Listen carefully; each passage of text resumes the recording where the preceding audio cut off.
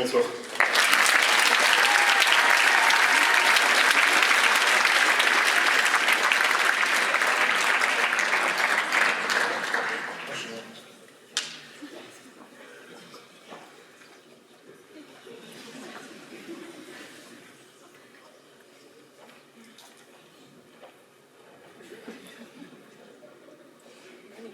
Ma foi, pour valser, il faudrait être deux.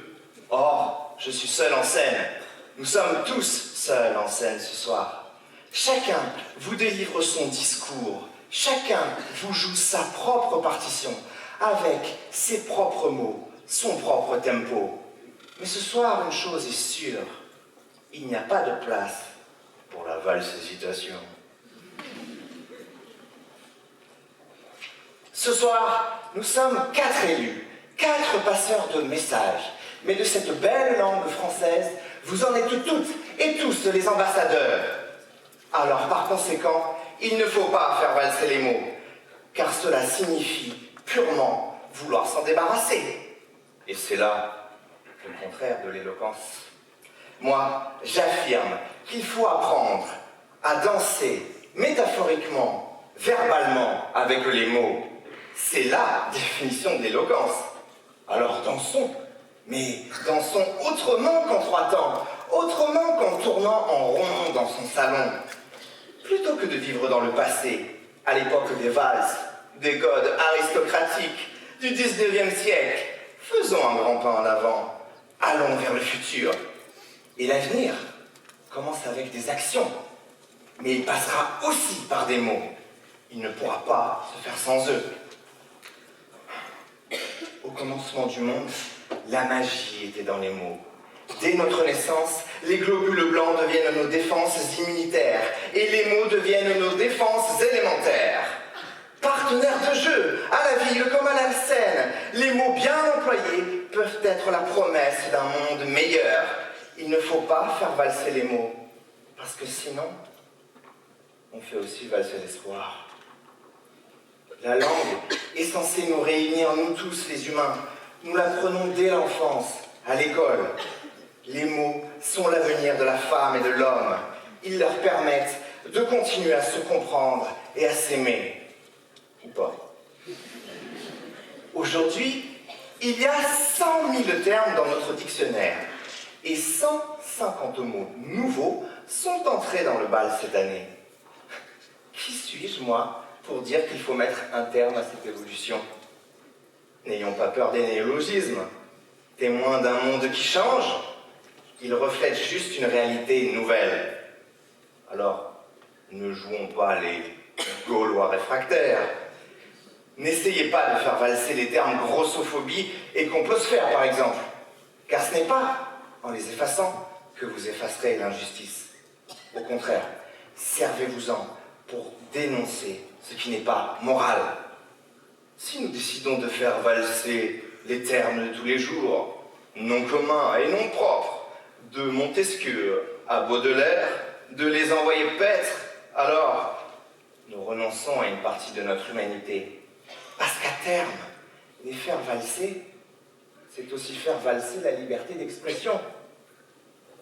Ce soir, je veux au contraire faire tomber le masque du silence pour montrer le visage sonore de l'éloquence. Notre langue, c'est notre patrimoine vivant. Un patrimoine, cela se chérit, cela s'honore. Il faut aimer ses mots et aimer ses airs. Moi, j'affirme qu'au lieu de faire valser les mots, il faut les faire valoir. Lorsqu'ils sont gravés par la main du pouvoir législatif, ils peuvent aussi établir l'existence de nouveaux droits.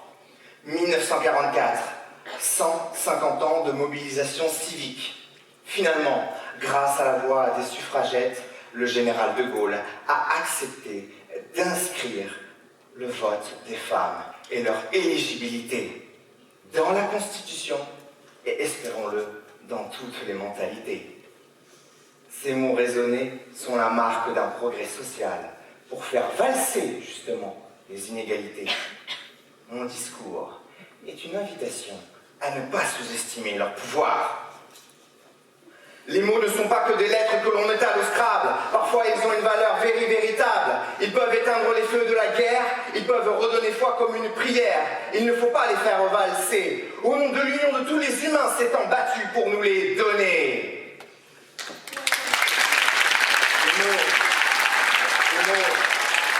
Les mots principes.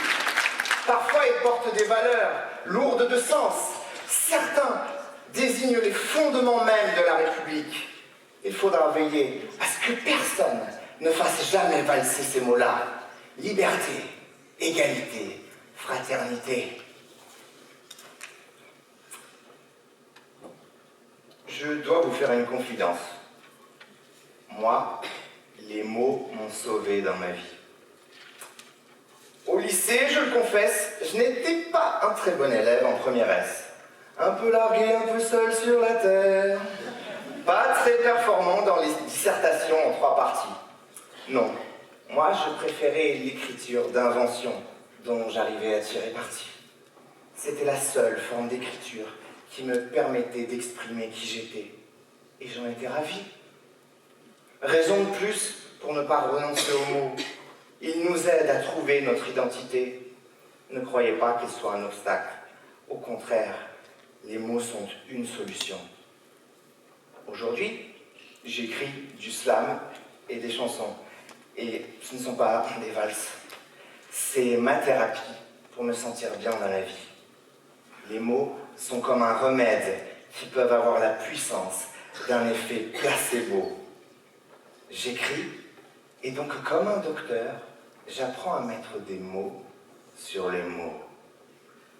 Néanmoins, si je m'écoutais parfois, avec la colère, moi aussi je ferais valser les mots, et je me contenterais de vous lâcher un bonsoir. Mais je ne le ferai pas. Ce soir, il ne faut pas faire valser les mots, car les mots, ce sont aussi ces billets doux que l'on déclame à sa bien-aimée. Ma bien-aimée, c'est la langue française, ma langue d'adoption. Alors, je ne veux pas manquer la romance entre les mots et moi, parce que ce serait comme manquer la romance entre vous et moi. Eloquencia, Eloquencia, mon cœur est à toi. Eloquencia, Eloquencia, tu sais, je marche dans tes pas. Toutes les langues évoluent, parfois vieillissent. Le lierre monte au mot, mais la langue de Molière est éternelle. Ce soir, je lève mon verre aux mots et à la langue de Molière. Et que la langue française se rassure, elle a encore de beaux vers.